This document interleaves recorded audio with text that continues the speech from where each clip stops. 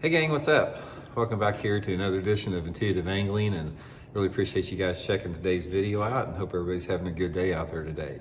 We are going to be talking about the top 3 most productive tournament lures of 2023 based upon a study and some data that was compiled. I think you guys are going to find this pretty interesting because this 3, it surprises me yet it doesn't surprise me, and I'm going to get into that as far as why that is on both ends there. I think you guys are going to find this pretty interesting though.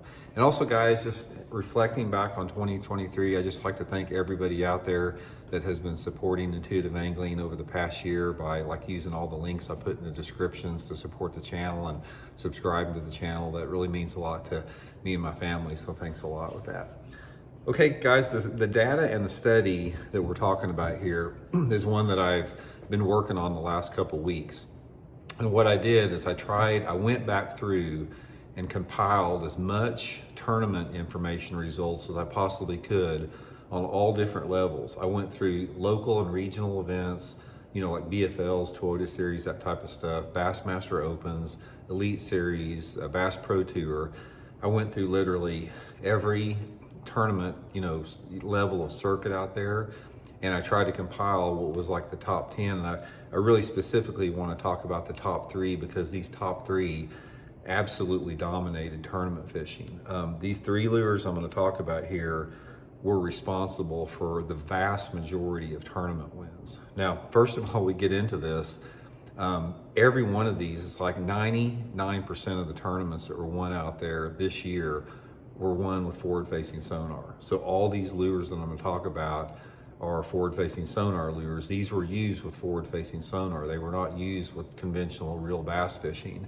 They were used with the spotlighting technique, but nevertheless, they still were responsible for the wins, so we're gonna go over that.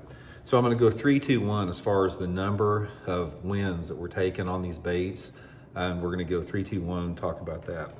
Now, first of all, number 3, guys, was the jerkbait, like the Megabass 110. Check that color out, guys. You've never seen that before, I can promise you. But anyway, the jerkbait came in number 3 as far as the most tournament wins. And again, this was with forward-facing sonar. A lot of the people that fished the jerkbait with the forward-facing sonar in the tournament wins, they did it in more non-conventional live scope forward-facing sonar situations. For example, they would be live scope and forward-facing sonar in a little bit shallower water. They'd be using it around standing timber. They'd be using it in a little bit more off-colored water situations, places where you wouldn't think those offshore fish would be, but the jerkbait generated those forward-facing sonar strikes in that type of water that a lot of people don't consider bass using offshore. So that was number 3 right there. Number 2, guys, was a small swim bait, or not just a small swim bait, different type of swim baits, like this Megabass Spark Shad. Some of the other lakes, like some of the other outlier lakes, like some of the Texas lakes, grass lakes, some of the bigger like 5 and 6 inch swim baits were used. But overall, when you look at the tournament wins, like up north in the smallmouth areas, Great Lakes, all over the country, down south Texas, swim bait came in number 2 in the most tournament wins. Again, these were all live scope forward-facing sonar wins. I didn't see any tournament win out there that was not associated with forward-facing sonar with the swim bait. And this was used most of the time the swim bait was used in a little bit cleaner water situation. So while the jerk bait worked in a little bit more off-colored water, the tournament wins on the little swim bait were in a little bit cleaner water.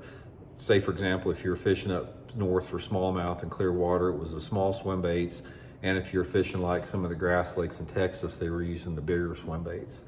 And the number 1 lure, guys, the number 1 lure that was accounted for the most tournament wins, again, they were all live scope and forward-facing sonar spotlighting wins, was a Dropshot.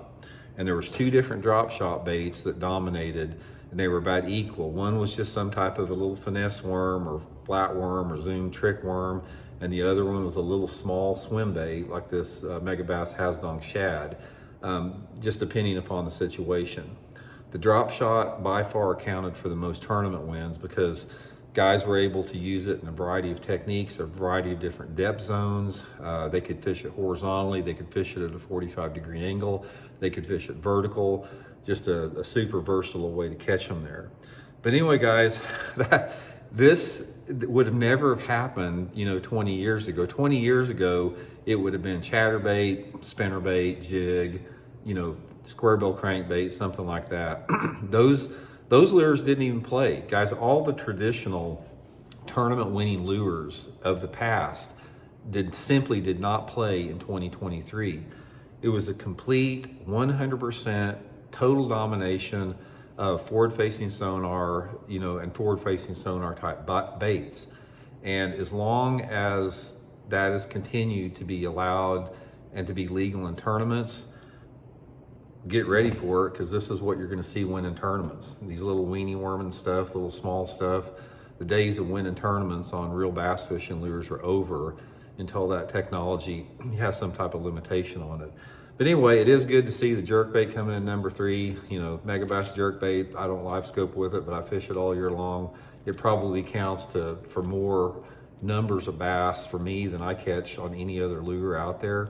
So it's good to see that made number 3. But anyway, jerkbait, swim baits of different sizes, drop shots, 3 most counted for 3 the most tournament wins during 2023. And to be honest with you, I look for this list to be about the same for next year. So anyway, hope you guys enjoyed it. We'll talk later.